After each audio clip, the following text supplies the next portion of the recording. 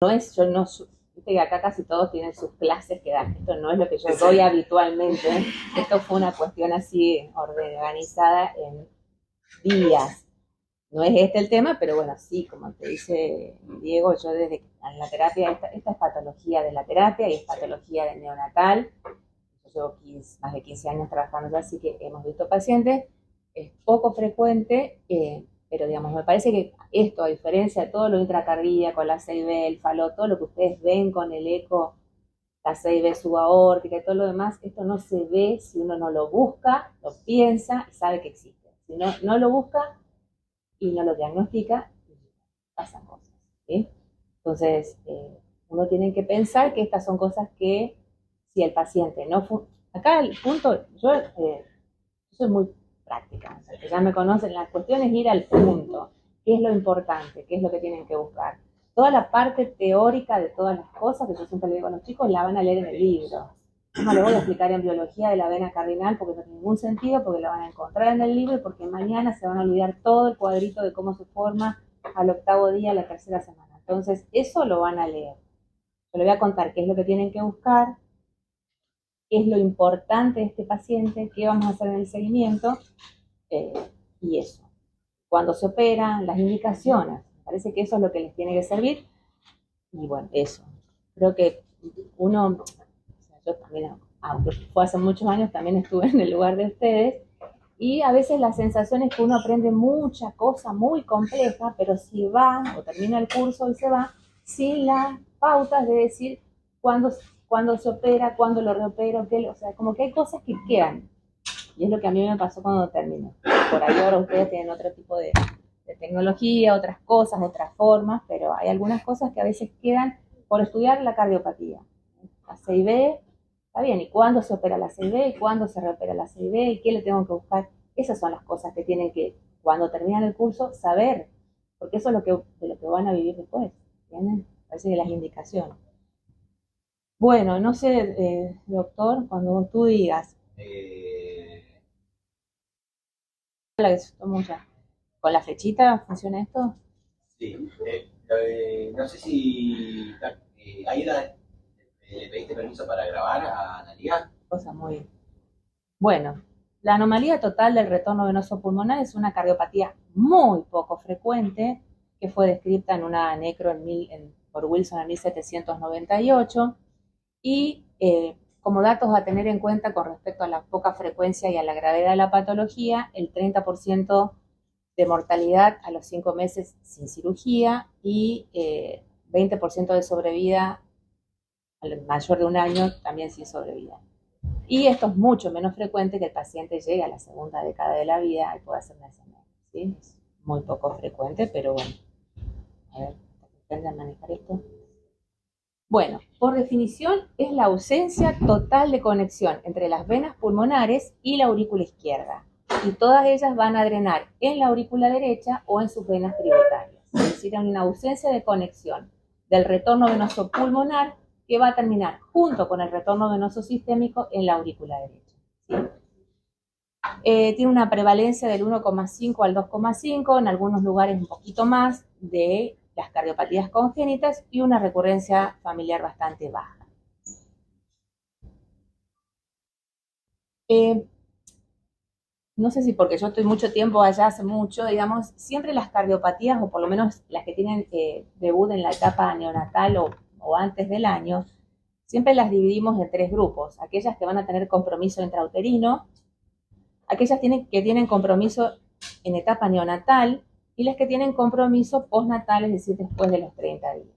Dentro de las que tienen compromiso neonatal están aquellas que dependen del ductus tanto para mantener la circulación pulmonar o la circulación sistémica, o sea, patología obstructiva derecha, patología izquierda, la que tiene circulación sistémico-pulmonar en paralelo, que sería la transposición, y aquellas que tienen obstrucción al retorno venoso pulmonar. Por lo cual son cardiopatías de debut neonatal, que la gravedad va a depender un poco de las características anatómicas y de la fisiopatología y de la anatomía de la cardiopatía.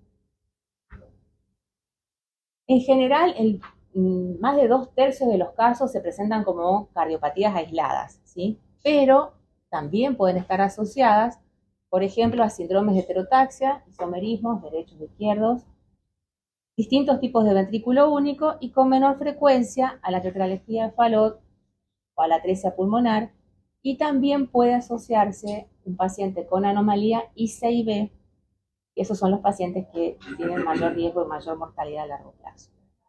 Y también tienen cierta asociación con algunos síndromes genéticos que son poco frecuentes. Bueno, ¿qué pasa con esta cardiopatía? Como les dije inicialmente, las venas pulmonares no van a la aurícula izquierda, por lo cual la aurícula izquierda es una aurícula izquierda chica, con menor volumen, por lo cual el ventrículo izquierdo tiene menor volumen de fin de diástole, menor cavidad, y la menor cavidad tiene que ver con el abombamiento septal que se produce porque hay una gran sobrecarga de presión de las cavidades derechas. Entonces vamos a tener una aurícula derecha y un ventrículo derecho muy dilatado o hipertrófico. Y con respecto a la vasculatura pulmonar, lo que ocurre es que hay un espesor parietal arterial y de las venas pulmonares que tienen un engrosamiento significativo de la capa media y de la adventicia. Y hay gran proliferación intimal. Recuerden que todo va a la aurícula derecha, entonces la sobrecarga es derecha de volumen y de presión con gran dilatación de las cavidades derechas que por interdependencia ventricular afectan el llenado del ventrículo izquierdo y ahí aparece toda la sintomatología que va a ser variada. ¿Sí? Con respecto a esta cardiopatía, hay una clasificación anatómica y una clasificación clínica.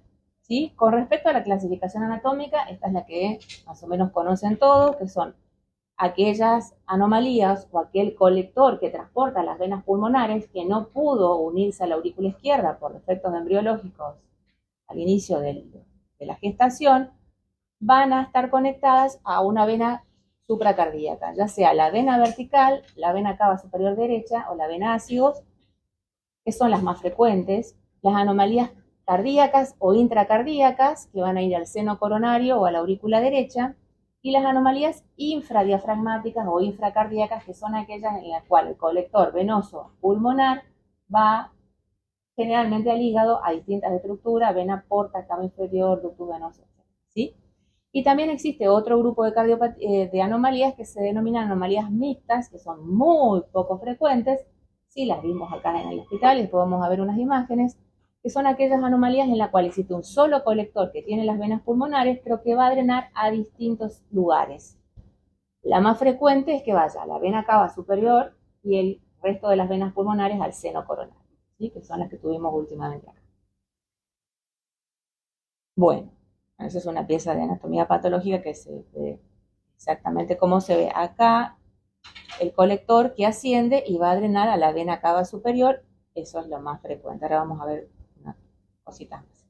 Bueno, ¿cuáles son las anomalías supracardíacas y cómo las vamos a mover un poquito para acá? A identificar. En esta imagen, no tengo que mostrar acá, ¿se ve la flechita ahí? Sí. Me parece que tienen que tocar a ver para que no se ve. Hay que tocar puntero o un... ¿No? ¿Este es puntero? Sí. El puntero era. Buenísimo. Bien, excelente. Ahí lo ven, ¿no? Sí. Bueno, acá vemos corazón, 4 cavidades, aurícula izquierda, aurícula derecha. A la aurícula izquierda no llega nada y sí se ve el colector con las venas pulmonares, que tiene una forma muy particular, que asciende, vena innominada, vena cava superior derecha. Entonces, como hablamos hoy en la patología, la aurícula izquierda recibe el retorno venoso sistémico y el retorno venoso pulmonar. Las cavidades derechas se agrandan, pero tiene que haber algún pasaje que le permita vaciar eso. Y es a través de una CIA. La CIA forma parte de la cardiopatía, no es una anomalía con CIA, es una anomalía con una CIA que después vamos a ver qué características puede tener, ¿sí? Entonces, todo ese cortocircuito a través de la CIA es de derecha a izquierda, y eso es cuando ustedes lo llaman porque el paciente está cianótico y tiene cortocircuito de derecha a izquierda, tienen que pensar en algunas cuestiones. Patología obstructiva derecha y anomalía del retorno venoso si ustedes ven que el paciente tiene 2 ventrículos. No hay mucho más. O hipertensión pulmonar de recién nacido que es sin cardiopatía. ¿Estamos? Entonces, la CIA forma parte de la cardiopatía, es muy importante. Cuando ustedes hacen un eco en forma sistemática, situs, retorno venoso, subcostal, lo primero que tienen que buscar es la CIA. La CIA o el foramen o lo que sea en el paciente neonato es importantísima siempre, para una anomalía, para un ventricular, para un univentricular, para una hernia diafragmática. ¿Estamos? Y todo recién nacido tiene foramen ovárico, ¿no? ¿Estamos? Entonces siempre tienen que buscarlo y describirlo, porque cumple una función, ¿sí? En general en todas las cardiopatías. Bueno, esta es una foto muy buena que la hizo Antonio en un paciente que ingresó en sus famosas guardias, y acá vemos la misma imagen que se ve acá. Esto es la vena cava superior, esto es un colector que lleva a las venas pulmonares, que va a la vena innominada y a la cava superior. ¿Ah? Bien. Después tenemos el segundo grupo, de acuerdo a la clasificación anatómica, que son las anomalías intracardíacas, es decir, la que van o al seno coronario, como se ve acá, o directamente las venas sin colector a la aurícula derecha, ¿sí? Son un poco menos frecuentes y les adelanto que en general son las anomalías no obstructivas y las que van a tener un debut un poquito más tardío, ¿sí? Acá, ¿qué pasa? Las venas entran al seno coronario y nuevamente a través de la CIA van a vaciarse en la aurícula izquierda. Y después están las anomalías infradiafragmáticas o infracardíacas, que son aquellas en las cuales el colector, en vez de conectarse a la aurícula izquierda, por estas anomalías embriológicas que hablamos, desciende, pasa por debajo del diafragma, va al hígado y se va a conectar a alguna estructura intrahepática de las que ya hablamos. Esta es una imagen de una tomografía donde se ven acá las venas pulmonares que en vez de conectarse a la aurícula izquierda siguen hacia abajo y bajan hacia el hígado. ¿Ah? Bueno, también para separar, para dividir esta patología, existe una clasificación clínica que va a depender de la presencia o ausencia de obstrucción venosa pulmonar. Es decir, ese colector que va a dar vueltas hasta buscar el drenaje sistémico va a tener un recorrido que va a ser hacia arriba cuando busca la vena cava superior o hacia abajo cuando va al diafragma. Primero vamos a explicar esto. Los sitios de obstrucción de la anomalía son importantes y esto también lo tienen que identificar una vez que tienen el diagnóstico, que es el septum interauricular, es decir, la CIA. Si el paciente tiene una CIA chica, ese drenaje que entra a la aurícula izquierda no se va a poder vaciar a la aurícula izquierda, de la derecha a la izquierda, entonces el paciente va a tener bajo gasto porque no le llega sangre. ¿Ah? Entonces el tamaño de la CIA también constituye un sitio de obstrucción.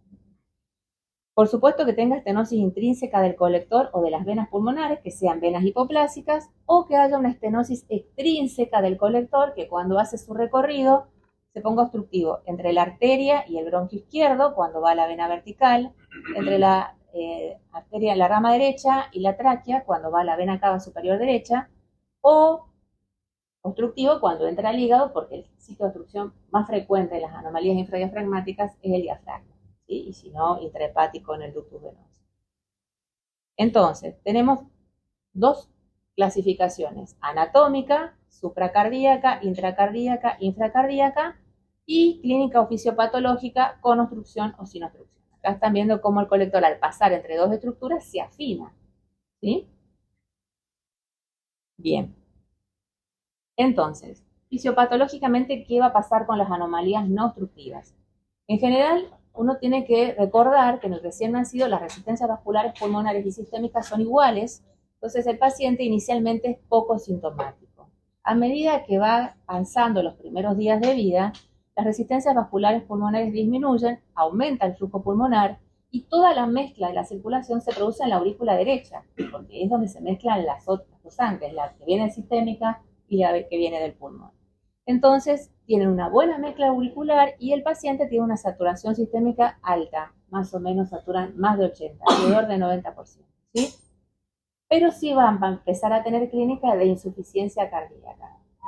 En el niño más grande lo que va a predominar es la cianosis. Es menos frecuente, pero se puede dar que aparezca en el lactante un paciente con anomalía no obstructiva no diagnosticada en etapa neonatal. Bueno, ¿qué clínica va a tener este paciente? Bueno, como les decía, generalmente es un paciente asintomático que va a tener siempre taquipnea y dificultad para alimentarse, puede tener infecciones respiratorias recurrentes, una cianosis variable, habitualmente leve, disnea, taquicardia y taquimea siempre, ¿sí? Más allá de la habitual del recién nacido. Al examen físico, un segundo ruido desdoblado, porque hay dilatación de las cavidades derechas, soplo sistólico efectivo por hiperflujo pulmonar, todo se va por la arteria pulmonar que siempre está dilatada, y soplo diastólico con foco tricuspidio por insuficiencia tricuspidea, también por dilatación de las cavidades derechas y sobrecarga de presión y de volumen. Y en la radiografía de tórax va a tener cardiomegalia con flujo pulmonar aumentado. ¿Qué pasa con las anomalías obstructivas? Acá la clínica va a ser diferente, la presentación va a ser diferente y el tiempo también. Y todo eso va a determinar que el tratamiento también sea diferente y la evolución. Entonces, en una anomalía obstructiva lo que tenemos es aumento de la presión en las venas y el capilar, por lo cual esto puede llevarlo a edema de pulmón, en general ocurre, si son muy obstructivas.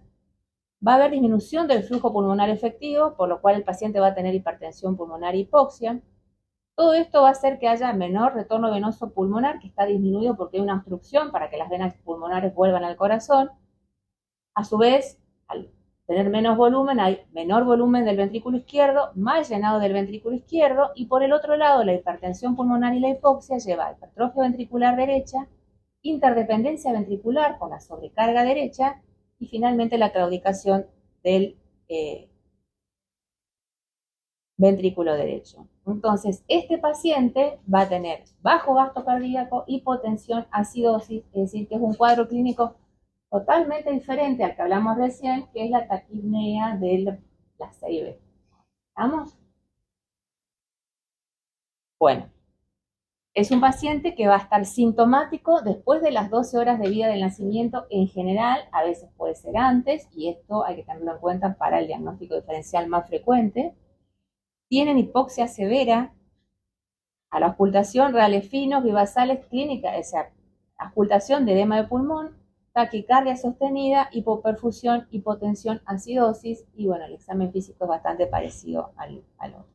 Pero son pacientes que son muy graves. El electrocardiograma, siguiendo el algoritmo de la evaluación cardiológica, es bastante, digamos, tiene como características un eje a la derecha, como la mayoría de los recién nacidos, con ondas P altas en D2 y en las precordiales derechas, P picudas, patrón de bloqueo de rama derecha en algunos casos. Y la radiografía de tórax también va a ser diferente en las anomalías no obstructivas de las obstructivas. En las no obstructivas, por ejemplo, la supracardíaca, que es la más frecuente, cardiomegalia moderada, el arco pulmonar está dilatado y hay una característica que se ve en esta placa puntualmente, la imagen del muñeco de nieve o en 8. Fíjense que este es el contorno cardíaco, acá se ve esto, lo vemos en la placa de acá y forma la imagen del muñeco de nieve. ¿Ah? Pero que en cardiología todas las placas tienen algo, ¿no? La de la transposición, la del Fallot. Bien. En cambio, en el paciente que tiene una anomalía obstructiva, que es una urgencia, en general tienen corazón chico, normal, leve hipertrofia ventricular derecha, apenas levantado, y que son casi siempre, las anomalías infradiafragmáticas son siempre obstructivas, y las otras dependen, ¿sí? Y lo que se va a ver en la placa, creo que era, esta es la más característica, corazón chico, y todas las características del edema de pulmón, ¿no? El vidrio esmerilado, todo lo demás. ¿Ah? Entonces, hay una... A ver. Entonces, la anomalía, drenaje con obstrucción y sin obstrucción, un poco separando lo que les acabo de decir para que ustedes comparen y vean la diferencia. En la obstructiva, el debut es precoz, cianosis severa, poco flujo, sin cardiomegalia, inestabilidad hemodinámica y necesidad de terapia intensiva de respirador y soporte. En la que no tiene obstrucción, debut más tardío y clínica de hiperflujo pulmonar. ¿Ah? Poco más de lo mismo, no obstructiva, la forma de presentación clínica es diferente y el comportamiento del paciente también, y cuando uno le pide una radiografía, que es lo primero que va a buscar para evaluar al paciente, vamos a tener cardiomegalia con flujo activo en una anomalía supracardíaca, sin cardiomegalia con flujo pasivo en una anomalía infradiafragmática. Esto es importante. Estas son patologías de urgencia, que los van a llamar en algún momento de su vida para que vean un paciente así, y la placa dentro de la misma patología es muy diferente. Y tienen el mismo diagnóstico, pero con distintas características. ¿Ah? Bueno. Lo llaman que te vayan mandando la placa. Claro, así, ¿cómo está el paciente? ¿Qué tiene? ¿Insuficiencia cardíaca o tiene bajo gasto? No es lo mismo. Insuficiencia cardíaca es la que describimos. El bajo gasto con acidosis respirador, bueno, satura 60, no mejora con el oxígeno. Bueno, vemos. Pedirle la placa, mandame la placa mientras vamos bien. Bueno, como métodos diagnósticos, el ecocardiograma es lo primero que tenemos, es lo que está más a mano, es bastante útil para la anomalía. Si bien es patología extracardíaca, se ve, la mayoría de los pacientes son neonatos o pacientes chiquititos, donde la ventana transtorácica es bastante buena. Entonces, se pueden ver varias cosas que te pueden llevar al diagnóstico. Sobrecarga de presión o de volumen del ventrículo derecho, ausencia de conexión entre las venas pulmonares y la aurícula, y sirve para evaluar el sitio del drenaje y el lugar de la obstrucción, ¿sí? Ahora vamos a ver imágenes de eco para ver todo esto que está escrito.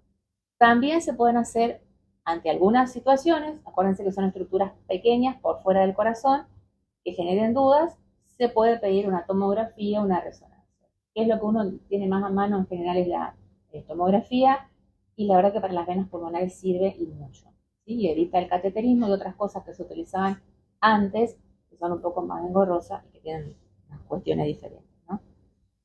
Bueno, aquí vamos a ver, esta es una imagen de un paciente donde uno ve en un ecocardiograma un 4 cámaras característico, 2 ventrículos, buena función, pero se ve algo acá por detrás de la aurícula izquierda que, estas son las venas pulmonares. Si ustedes ven acá, esto es el lugar donde deberían entrar las venas pulmonares, pero esto no está conectado a la aurícula izquierda. Esto forma una estructura que baja, baja, baja y termina entrando acá. Y acá está la entrada de la vena cava superior derecha. Entonces, cuando uno ve esto, no puede decir que esto es normal y que las venas pulmonares están en la aurícula izquierda. Están relacionadas, pero no están conectadas. Ojo con estas cosas, porque esta es otra de las formas, es una cardiopatía muy fácil de no diagnosticarla. ¿Ah? Bueno, entonces, con esta imagen hay que seguir buscando imágenes del eco que nos vean, muestren esto. Este no es ese paciente que vimos, es otro paciente un poco más grave, pero es para que vean cómo se ve el ecocardiograma en una anomalía en forma un poco exagerada, de los casos más graves, para que noten la diferencia. Tiene 2 ventrículos, el ventrículo izquierdo llega a la punta del corazón. Esto es un eje largo paraesternal donde se ve una gran sobrecarga de presión y de volumen de las cavidades derechas que aplasta el ventrículo izquierdo. Y esto es la cavidad del ventrículo izquierdo. Esto, aquí tiene que llegar un volumen de sangre que obviamente el paciente va a tener bajo gasto porque por interdependencia ventricular se comprimen las cavidades izquierdas. Cuando uno hace un eje corto, va a haber una arteria pulmonar que está muy dilatada, ahora vamos a ver la imagen del video, el eje corto del ventrículo, se ve un ventrículo izquierdo muy chiquitito, aplastado, y el septum bien rectificado con mucha sobrecarga de volumen y de presión. Y aquí vemos esa misma imagen que se veía de un colector que está por detrás de la aurícula, pero ven acá que no entra a la aurícula izquierda, sino que sigue, ahí se ven las venas pulmonares chiquititas, y que van a entrar acá en el techo de la aurícula, en la vena cava superior. Siempre que uno tiene esta imagen y sospecha de una anomalía, además de asumir que esto es por sobrecarga derecha, es importante evaluar las cavidades izquierdas, porque uno las ve chicas y asume que es por sobrecarga derecha que las aprieta. También existe la posibilidad de que tengan cavidades chicas reales.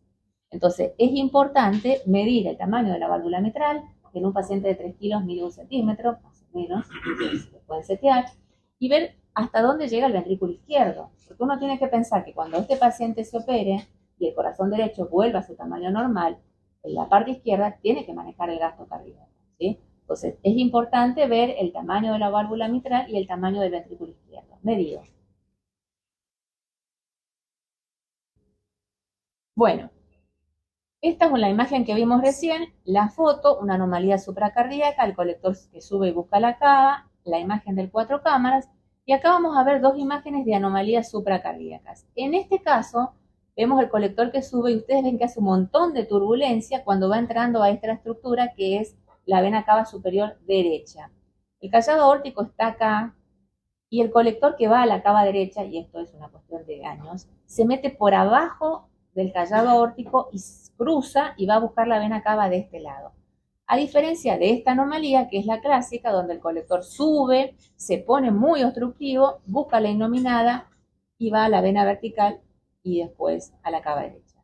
Son dos ejemplos de anomalía del retorno venoso supracardíaca, donde el colector va a los dos lados, a la cava derecha y a la cava izquierda, y obviamente en este caso, este paciente, a diferencia de este, que el colector entra libre, este es muy obstructivo. ¿Ah? Bueno, después está el grupo de las anomalías intracardíacas, que son las anomalías no obstructivas en general, las que hablamos de que tiene un cuadro clínico bastante aceptable. Eso se produce porque el drenaje de las venas pulmonares también va al lado derecho, como siempre, pero en general no tienen mucho sitio de obstrucción.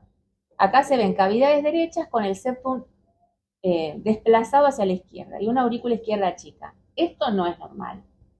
Imagen de 4 cámaras que tiene esto, vamos a buscar algo porque algo hay que no está bien. En una imagen de subcostal uno ve acá, y esto es muy fácil de confundir con una CIA ostium primum. No es eso. ¿Por qué? Esto es el seno coronario, las venas pulmonares que van entrando al seno coronario, el seno coronario anatómicamente drena en la aurícula derecha, pasa a la aurícula derecha, acá no está grabado, pero no encontré los ecos anteriores, los videos anteriores. Ustedes ven que esto es el septum interauricular, y ahí en el medio hay una CIA, y si ustedes miran con cuidado, después lo voy a frisar, ese cortocircuito de la CIA que está ahí abajo es de derecha a izquierda. Entonces, ninguna CIA ostium primum va a tener, por un lado, cortocircuito de izquierda a derecha y por el otro lado de derecha a izquierda. Entonces, esto no es una anomalía, no es una CIA tipo ostium primum, sino es una anomalía a seno coronario.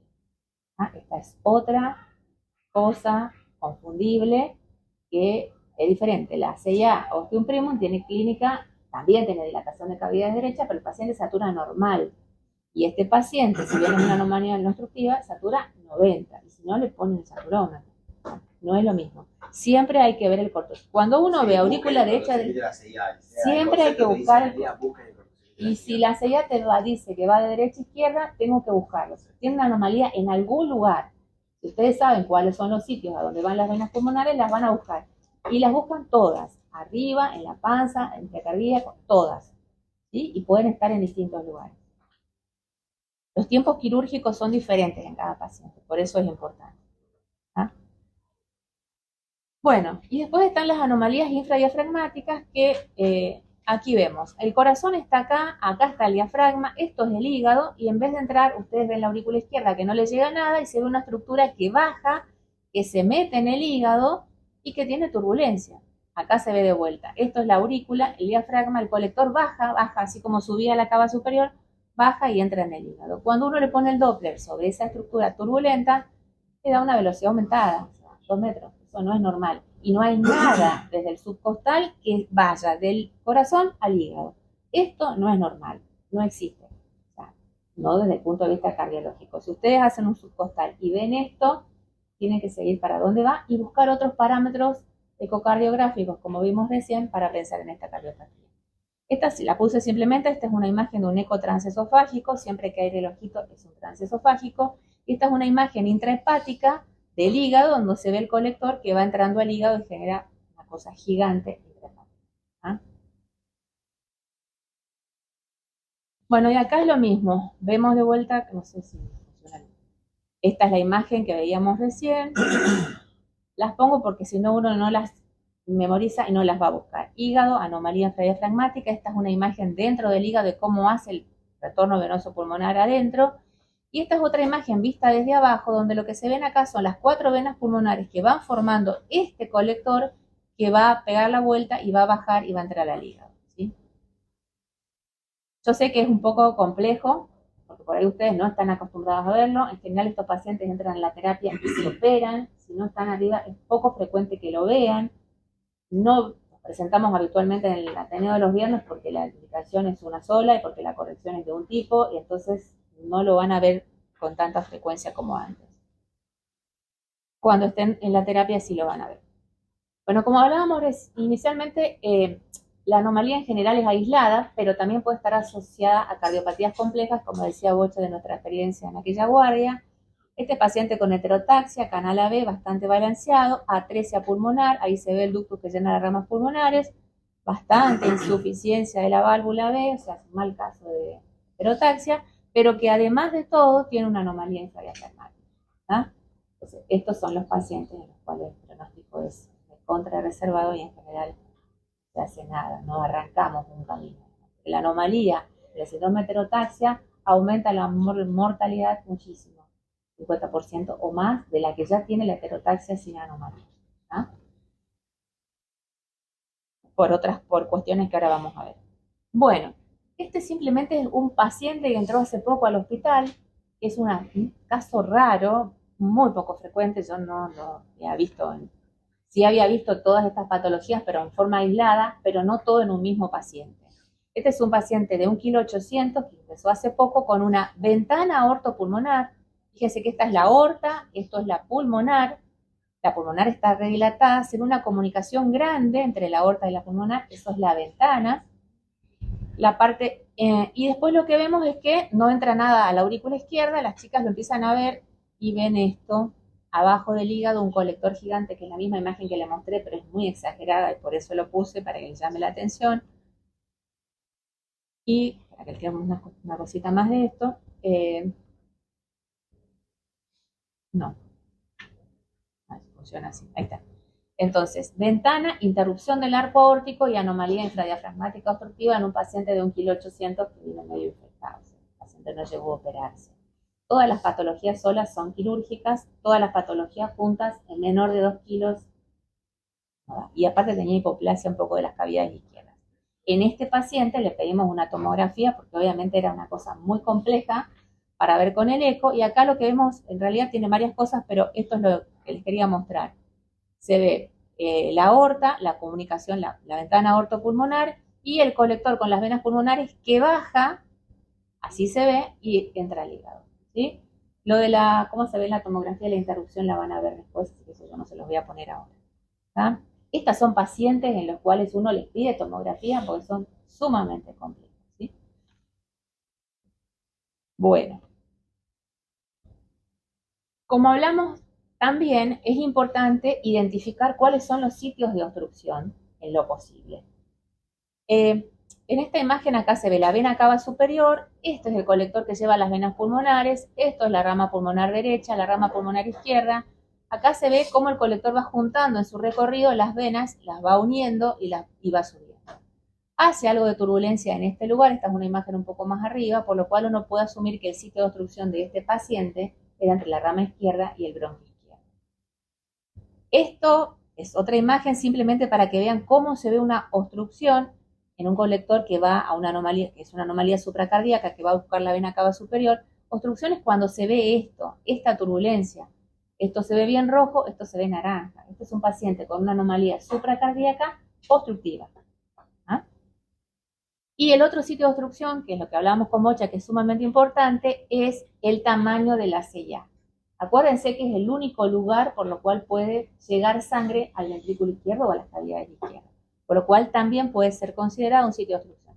Toda una discusión con la doctora Salgado y con todo antes si la C&A era o no sitio de obstrucción, está descrito en los libros de cardiología que es un sitio de obstrucción. ¿Sí? Pasa mucho con vimos varios que son anomalías no obstructivas, supracardíaco y carcinoma coronario, que tienen 2 o 3 meses, evolución, y la C&A se va cerrando. Exactamente. Y se vuelve obstructiva por evolución. Ese es un ejemplo clásico. La anomalía seno-coronario que anda por la vida, que tiene 3 meses y que llega al consultorio de orientación porque se le cerró la C&A. Un poquito de insuficiencia cardíaca, y llegan. Nos pasa eso. Bueno, el cateterismo es otro método de diagnóstico que se usó durante muchos años. Nosotros ahora casi no se utiliza, por lo menos para el diagnóstico, para algunas eventualidades terapéuticas muy pocas, pero bueno, sí está descrito que se pueden utilizar o se usaron en su época cuando son anomalías complejas, cuando son síndromes de heterotaxia o en caso de que haya estenosis de venas pulmonares para intentar dilatarlas. Ahora que los resultados del tratamiento terapéutico no es muy favorable y se usa muy poco. Estas son ejemplos de angiografía en una vena cava superior, lo que se usaba antes, pero se los muestro porque está escrito y tienen que saber que también se puede utilizar. Cuando no hay posibilidad de tomografía o rezo, se hace cateterismo. Y un poco los métodos diagnósticos utilizados, más que todo para nosotros en el hospital y acá, en otros lugares del mundo se usa mucho la resonancia porque tiene ventajas sobre la tomografía, por ejemplo la radiación y el contraste. Acá se usa tomografía y sirve básicamente para evaluar las conexiones sistémicas y pulmonares en los síndromes de heterotaxia, el sitio de si tiene alguna estenosis en el trayecto de la vena, en su unión al colector, si las venas son hipoplásicas, que podrían contraindicar iniciar un tratamiento quirúrgico, en el caso de las anomalías mixtas, que son las más complejas, o también en el postquirúrgico, cuando uno tiene que evaluar estenosis postquirúrgicas relacionadas con la técnica quirúrgica o muchas veces con las características de las venas pulmonares. O sea que la tomografía sirve para diagnóstico pre y postquirúrgico también. Bueno, este es un ejemplo de tomografía y ahí está específicamente para ver, se ven muy bien las venas pulmonares, en este caso que tienen bastante buen tamaño y ligera estenosis. Este es el colector de la vena pulmonar prequirúrgica. También sirven para las anomalías mixtas, como hablamos, donde parte del flujo del retorno venoso va a la vena cava superior y parte al seno coronario, es decir, dos sitios de drenaje diferentes y habrá que ver cómo se resuelve eso quirúrgicamente. Y en el caso de la heterotaxia, que es un paciente complejo como el que vimos recién, donde tiene un montón de cosas y también tiene esta es una vista posterior, esta es una vista anterior, donde se ve el colector que baja hacia arriba. La tomografía también sirve para evaluar la estructura de las venas pulmonares de distinto plano, porque muchas veces las estenosis no se ven en los cortes. En general hay que mirar el crudo. También es importante en el paciente neonato ventilado, por ejemplo, el tema de la vía aérea cuando están ventilados mucho tiempo y su relación. La resonancia, como les decía, es un método que no se usa mucho acá. Estas son imágenes un poco más viejas, pero también se utiliza como método diagnóstico. Y creo que también es importante ver cuáles son los diagnósticos diferenciales en estos pacientes y cuándo uno la tiene que buscar, justamente por esto que les decía de la infrecuencia. El paciente en la anomalía no obstructiva va a tener clínica, por lo que ya describimos en los cuadros anteriores, con una CIB, con un ductus grande, con un ventrículo único sin estenosis pulmonar que maneje flujo y con un tronco. Con la CIB por la clínica de insuficiencia cardíaca, pero la CIB es satura normal y la anomalía es satura 90. Y con el ventrículo único o el tronco, que son fisiología de ventrículo único prequirúrgico, también saturan alrededor del 90% y también tienen hiperflujo pulmonar, los dos. ¿Ah? Y bueno, y en el caso de los chicos más grandes es menos frecuente. ¿Qué diagnóstico diferencial tenemos que hacer con las anomalías obstructivas? Bueno, toda la patología grave, todo lo grave. El síndrome de corazón izquierdo hipoplásico, si no lo vieron lo van a dar después, en el cual el paciente tiene bajo gasto severo con hipoxemia, la transposición de los grandes vasos, sobre todo por la cianosis en el caso de las anomalías graves, la patología derecha también por la cianosis, la coartación de aorta por el bajo gasto, porque acuérdense que la anomalía tiene bajo gasto y cianosis, las dos cosas severas. La no obstructiva es menor. El distrés respiratorio en el recién nacido y la persistencia de la circulación fetal, y después vamos a hablar de ese tema en particular. O ahora vamos a hablar de eso. En realidad, diagnóstico diferencial, el paciente con anomalía tiene hipertensión pulmonar siempre. Entonces, en el paciente que está internado en neo, hay que hacer diagnóstico con la hipertensión pulmonar por patología cardíaca izquierda, la hipertensión pulmonar por enfermedad pulmonar, que es la displasia del prematuro, la hernia diafragmática, o la hipertensión pulmonar de causa perinatal, de la injuria periparto, el prolongado, bueno, todas las cuestiones que tienen que ver con el parto. El recién nacido que tiene hipertensión pulmonar puede tener signos de insuficiencia cardíaca, puede estar hipoxémico y puede tener signos de bajo gasto. Cuando el paciente tiene hipertensión pulmonar sin cardiopatía, tiene gran dilatación de las cavidades derechas, siempre por otras causas que por interdependencia disminuyen el llenado del ventrículo izquierdo, lo llevan al bajo gasto, ¿sí? Pero ¿cuál es la diferencia? Uno lo trata con el tratamiento típico de la hipertensión pulmonar, clásico, la sedación, la hiperventilación, el óxido nítrico si existe, y con eso el paciente hipertenso pulmonar mejora, o por lo menos satura mejor. El paciente que tiene una anomalía obstructiva no mejora con el tratamiento de la hipertensión pulmonar común. Entonces, el neonatólogo que tiene muchos años, y esto es una hipertensión pulmonar porque tuvo un expulsivo prolongado, le hago todo, no mejora, satura 60, tiene algo cardiológico. Y vienen ustedes, tiene 4 cámaras, tiene 2 ventrículos, algo tiene. Y si no mejora con el oxígeno, es cardiológico. Entonces tienen que buscar qué es. Y la mayoría de las veces es eso. Entonces, en un paciente de esas características que no mejora, ecocardiograma. Y en el ecocardiograma tienen que evaluar todo lo que estuvimos diciendo y lo que les explicó Bocha. ¿Ah? Otras causas que puedan causar obstrucción de venas pulmonares y que no tengan que ver puntualmente con el drenaje de las venas pulmonares, como diagnóstico diferencial, insuficiencia mitral o hipertrofia ventricular izquierda, estenosis mitral o un anillo supramitral que aumenta la presión en la aurícula izquierda y le puede dar clínica o placa de edema de pulmón, y otras cosas que son un poco menos frecuentes, ¿sí? ¿Qué hacemos cuando tenemos el diagnóstico? ¿Qué le decimos al neonatólogo o al médico en la terapia? ¿Qué hacemos con este paciente hasta que logremos definir, completar el diagnóstico con otro estudio o esperar la cirugía? Estabilización hemodinámica, ir corrigiendo todo lo que va teniendo el paciente. Alcalosis, hiperventilación, tiene hipertensión pulmonar, se la tratamos, inotrópicos y diuréticos si tiene insuficiencia cardíaca, ECMO, si el paciente está muy inestable y uno asume que se va a poder operar, pero no dispone del momento de la cirugía. Prostaglandinas, no vamos a tocar el tema, está recontra discutido hace muchísimos años, hay casos así que no tenés nada, bueno, si la pones, pero no está indicado, no es la indicación. La indicación es el paciente, anomalía que se diagnostica, anomalía que se deriva y cuando llega se opera. A diferencia de toda la patología neonatal ductus dependiente, con las prostaglandinas le mejora el flujo sistémico o pulmonar, lo estabilizás y vemos. Acá no, acá haces, tomás medidas como las que dicen acá y el paciente se opera. O sea, no hay mucho más que hacer más que estas cosas, ¿sí? Si el paciente es una anomalía no obstructiva con hiperflujo pulmonar, obviamente no vas a dilatarla, no nítrico, no oxígeno. Y programar la cirugía. ¿Ah? No hay historia con estos pacientes. Con respecto a la cirugía de las anomalías, bueno, tienen una historia, o sea, los primeros, justo anoche estaba leyendo algo de esto, de la historia. Hay un cirujano cardiovascular que se llama Aldo Castañeda, que se murió hace un par de años, que escribió libros de cardiología hace muchos años, que en realidad él nació en Italia, pero era guatemalteco, desarrolló un montón en Guatemala, que es un país así chiquitito, después por supuesto se fue a Estados Unidos, y fueron, junto con el grupo de los americanos de esa época, quienes arrancaron con esto, con el uso de los primeros oxigenadores en la década del fines de la década del 50, 60, ¿sí?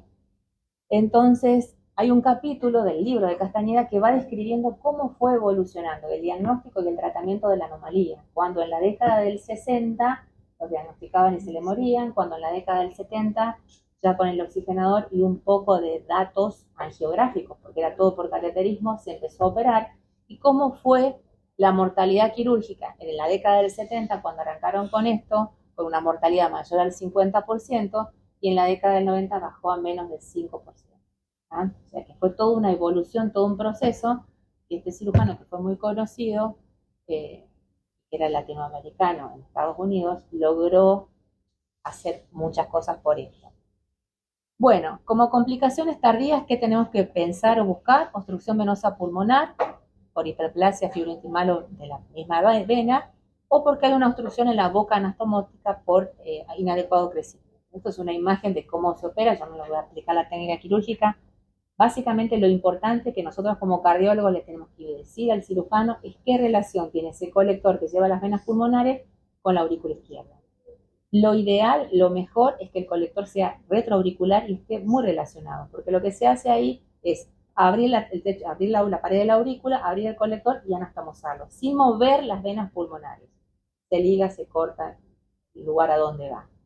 Eso impide mover las venas y hacer que se produzcan torsiones, y un montón de cosas que después van a llevarlo a complicaciones. Entonces, lo que uno tiene que evaluar es cómo quedó el abocamiento de ese colector a la aurícula izquierda, que tiene que tener un tamaño adecuado, ahora le voy a mostrar por qué. Pero lo otro que también hay que tener en cuenta es el tamaño de las venas pulmonares. Es toda esa descripción que hace Castañeda, es que muchas veces las anomalías que están graves o las anomalías infradiafragmáticas, uno ve las venas, pero son estructuras que tienen poco flujo pulmonar. Entonces a vos te parece que son normales y una vez que se operan y reciben un volumen adecuado en un lugar que corresponde, las venas en realidad son chicas, son hipoplásicas. Y muchas veces eso no se sabe hasta que el paciente se opera. Y esa puede ser una de las complicaciones que va a tener a largo plazo este paciente, ¿sí? O los pacientes. Bueno, con respecto a la mortalidad quirúrgica precoz, ¿qué es lo que aumenta la mortalidad? El estado prequirúrgico desfavorable, la acidosis persistente, mucha hipertensión pulmonar, que sea una anomalía obstructiva o que tenga una acidez chica y demorar el tiempo quirúrgico y esperarla. La anomalía obstructiva no hay que esperarla, nada de lo posible. Porque presentan como mortalidad después estos pacientes, obstrucción venosa, que puede ser por hipoplasia de las venas, mucha hipertensión pulmonar, arritmias y, como les decía, en el síndrome de heterotaxia aumenta muchísimo la morbilidad y la mortalidad cuando se asocia con anomalía. Que vamos a tener en cuenta que va a ser este paciente en el postquirúrgico de la anomalía y bajo gasto cardíaco. Acuérdense que eran cavidades izquierdas que no recibían volumen, con un ventrículo derecho muy hipertenso, muy dilatado, va a tener disfunción ventricular y va a tener hipertensión pulmonar seguro, hablando siempre de los casos más graves. Entonces, disfunción del ventrículo derecho, hipertensión pulmonar, sedación, hiperventilación, óxido nítrico, disfunción del VI por disminución del volumen y de la función, inotrópicos, vasodilatadores pulmonares, ECMO y tratar las arritmias. Entonces, más o menos, hay que tratar las dos cosas, la disfunción derecha y el bajo gasto izquierdo. Lo mismo que tenían prequirúrgico, pero con un paciente corregido, por lo cual uno piensa que con el tratamiento implementado va a mejorar. Y que de hecho pasa. Se trata bastante, ¿sí? Bueno, ¿qué vamos a hacer nosotros como cardiólogos cuando el paciente se opera? Ver la función, ver el ventrículo derecho que lentamente va mejorando, se va acomodando, la presión va bajando en el transcurso de los días y tratar de ver, que no encuentro los videos de estos donde se ven en movimiento, pero esto es el ventrículo derecho, el izquierdo, esta es la aurícula izquierda, este es el colector con las venas y ahí es, esto acá se vería, es como una conexión, un agujerito, una conexión de las venas pulmonares que están detrás con la aurícula izquierda. Cuando uno ve esto, que se ve muy chiquitito, cuando lo mide y te da 2 milímetros y le pone el Doppler y tiene 6 de gradiente medio, tiene que y le hace un eco y ve que el ventrículo izquierdo y el derecho tienen estas características, tiene que pensar, este paciente se operó, pero le quedó obstructivo el colector. O sea, lo anastomosaron, lo quedó chico. Entonces el paciente sigue teniendo hipertensión pulmonar y nosotros tenemos un paciente con esto. Y acá es importante lo que les decía hoy. Ustedes ven que esto es una medición en Viri. Uno mide la boca del colector y te da 2, 3 milímetros. Eso es chico, es obstructivo. Habitualmente uno lo mide y te da 5. Y eso tiene que conectarse con una válvula mitral que mide 1 centímetro. Pero como uno lo mide en Viri, asume que ese tamaño está bien, porque todo lo que llega a las venas pulmonares es lo que le va a llegar al ventrículo izquierdo. Entonces, tiene que ser amplio, porque si no, no va a llegar sangre al ventrículo izquierdo. Cuando tiene 2 milímetros y ese gradiente es un colector obstructivo. ¿Vamos? Ustedes tienen que, no sé si me explico, pero lo que tienen que tener en cuenta es que lo que va por las venas pulmonares y pasa por esa boca anastomótica tiene que llegar al ventrículo izquierdo. Si eso es chico, la sangre no llega y el paciente continúa en bajo gasto o con mucha hipertensión pulmonar. Entonces, lo que está midiendo ahí es el gradiente ese patrón no es normal. En venas pulmonares. Sí. O sea, por más de que es justo en un colector, o sea, es una entrada. Está llevando las 4 venas. El patrón normalmente en el colector se mantiene, o sea, ustedes ven el patrón de las venas pulmonares en el colector con más velocidad nada más. Si no es obstructivo. Pero si es eso es patológico. Y otro que se puede ver es el patrón completamente plano de continuo, sí. O sea, ese patrón es rarísimo. Bueno, tenemos un...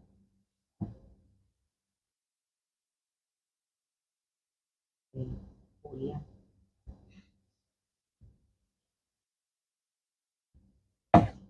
Bueno, muy bien. Entonces, con este eco, con esta clínica, pedimos tomografía para ver qué pasa, si el problema está en las venas pulmonares porque son hipoplásicas o en el colector porque es chico. Este no es ese paciente, pero simplemente la idea es mostrar qué se puede ver. Estenosis en las venas, en la unión al colector, estenosis acá, puede tener estenosis en todo el recorrido. Y habrá que ver. Si es en la boca del colector, eso se reopera y se amplía, y se acomoda. Si es porque el problema es entre la unión de las venas al colector, es más difícil.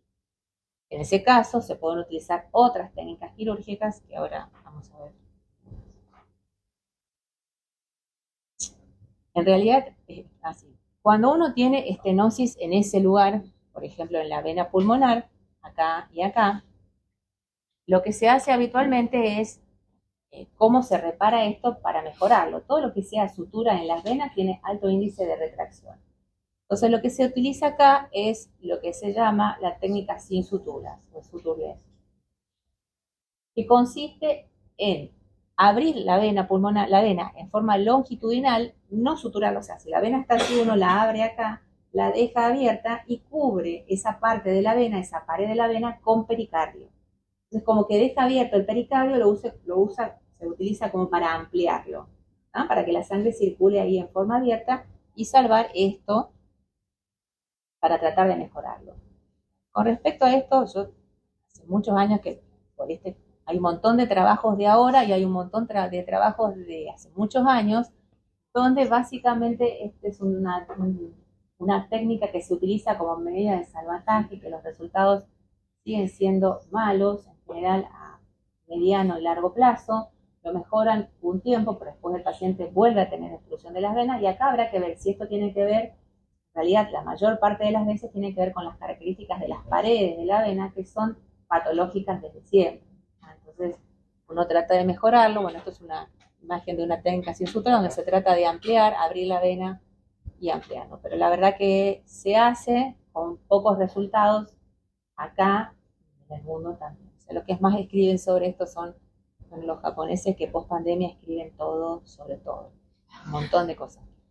Bueno, esto es simplemente para contarle que nosotros desde el 2005, que fue cuando yo entré a la planta acá al hospital, pero todavía estaba en la etapa de formación, en el Congreso Mundial que se hizo acá en Buenos Aires, habíamos hecho una revisión de las anomalías operadas acá en el hospital hasta ese momento, y esto era desde el año 90 hasta el 2003, hubo 170 pacientes operados en una primera etapa del hospital. El hospital se inauguró en el 87, donde no es lo mismo que ahora, ni operar, ni la disponibilidad, ni nada. Y lo que vimos en esa revisión nuestra era que la variante infradiafragmática fue la forma que más frecuentemente desarrolló obstrucción de las venas pulmonares, porque obviamente tiene que ver con esto, con la hipoplasia de la vena, con las características de la vena intraútero, y que la obstrucción bilateral, es decir, de las dos, tanto de las derechas como de las izquierdas, el grado de hipertensión pulmonar y la presentación dentro del primer mes postquirúrgico fueron factores de mal pronóstico. Es decir, los pacientes que presentaron obstrucción de las venas pulmonares al poco tiempo de operarse son los que después tuvieron mala evolución. Este trabajo después se prolongó y lo tomó la doctora Balestrini de la UCI 35, amplió hasta el 2011 y después se presentó en otro congreso donde acá ya teníamos 235 pacientes, es decir, que en esos últimos años se operaron muchísimos más, de los cuales fueron anomalías obstructivas del 36% y asociadas con CIB el 6%. Y con respecto a esto, no sabemos muy bien por qué, pero todas las anomalías con CIB son los que tienen mayor mortalidad. No sé, porque las CIB generalmente son CIB musculares que se cierran, pero no está muy claro por qué pasa. Y en esto lo que se vieron como factores de riesgo asociados con mortalidad fueron, obviamente, las anomalías obstructivas, la mala condición hemodinámica del paciente, por eso lo de la estabilización es muy importante, cuando tenían CIB asociadas en los pacientes menores de 2 kilos personas. ¿Qué podemos decir del pronóstico? Bueno, sin tratamiento, muerte, antes del año de vida. En el postoperatorio, el pronóstico a largo plazo va a depender de la anatomía de las venas pulmonares previo a la indicación de la cirugía y de la adecuada anastomosis entre las venas pulmonares y el colector. La mortalidad tardía en general tiene que ver con la hipertensión pulmonar persistente que nunca haya bajado más allá de la corrección o que haya obstrucción de las venas pulmonares que aparecen alejado, que haya arritmias tardías, que las puede tener, porque creen que estos pacientes tienen arritmias. Por la dilatación y por qué más. Por la cintura. ¿Por qué cirugía auricular? Exactamente. ¿Sí? Si bien se entra, las anomalías hacen, siempre que las hacen, arritmias auriculares. ¿Ah? Y bueno, radical bloqueo son otras situaciones más, no vienen al caso. Bueno, este es un cuadro que yo siempre lo pongo. Saben que yo trabajo desde el 2015 arriba en la terapia y en la neo, entonces tenemos mucho contacto con los neonatólogos, todo el tiempo son clases de neo, cursos para los neonatólogos, todo un tema ahí. Y entonces siempre tenemos en cuenta esto, porque el paciente cardiópata para el pediatra es todo un tema, que no los quieren seguir, que no saben qué hacer, que no crecen, que no aumentan de peso, tienen un montón de problemas. Entonces en algún momento hicimos una revisión de qué pasaba con el tema del peso en los pacientes con cardiopatía. Ya sabemos que tienen muchos otros problemas, que ya los conocemos todos, pero algunas cosas buenas tienen. Sabemos que el paciente con cardiopatía en general, ahora están viniendo con menos de 3 kilos, pero habitualmente tienen alrededor de 3 kilos. Que al egreso hospitalario tienen un descenso de peso muy marcado por el gasto metabólico que tienen relacionado con la cirugía, por el ayuno y por todas las eventualidades.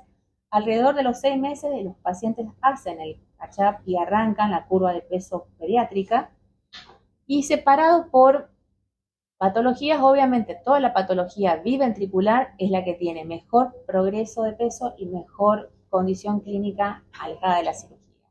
La coartación de aorta, la anomalía del retorno venoso y en menor grado la transposición, todos los pacientes biventriculares tienen un peso adecuado y una condición clínica, si la corrección está bien, buena, bastante buena, ¿sí?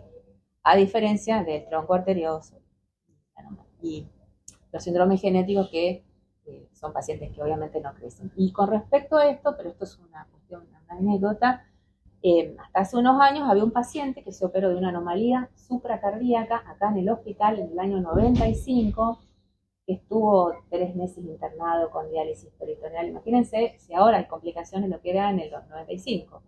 Bueno, el paciente tiene 15 años, no tiene nada residual, viene a hacerse las ergometrías, que ahora ya no más, porque juegan las inferiores de Huracán.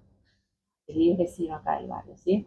Así que, más allá de que se operó hace mucho, que la pasó mal, son pacientes que si están bien corregidos, tienen una buena condición y andan bien. Solo que bueno, depende de quién, cómo ayuda. El reboreo de Lucas se llama. Bueno, como conclusiones podemos decir que el diagnóstico no invasivo a través del ecocardiograma es el método de elección y solo se utiliza en la hemodinamia en casos extremos, no es conveniente en un paciente que esté inestable hemodinámicamente. El diagnóstico correcto y la rápida resolución quirúrgica mejoran el pronóstico. La hipertensión pulmonar es la causa más importante de morbilidad, que se puede manejar con tratamiento adecuado. La corrección en el periodo neonatal se asocia a menor mortalidad inicial y a buen resultado a largo plazo. La complicación más frecuente es la estenosis de la boca anastomótica o de las venas pulmonares y en general las arritmias tardías son infrecuentes. ¿Qué tienen que saber? Yo siempre les digo lo que tienen que acordarse de todo esto, que es la clase, digamos, organizada, que es una cardiopatía poco frecuente, que es de etapa neonatal siempre, que la cianosis va a depender del tamaño de la CIA y de la obstrucción del colector. La hipertensión pulmonar es la causa más frecuente de morbilidad, la complicación más frecuente ya la describimos, y que hay que descartar siempre la anomalía en el paciente con hipertensión pulmonar. Siempre. El paciente hipertenso pulmonar, los neonatólogos saben lo que hacen. En general. En general. Si no lo pueden resolver, y Lorena también te lo va a decir, hay que pensar que pueda tener una anomalía. Es el principal diagnóstico diferencial. ¿Sí? Bueno, muy bien.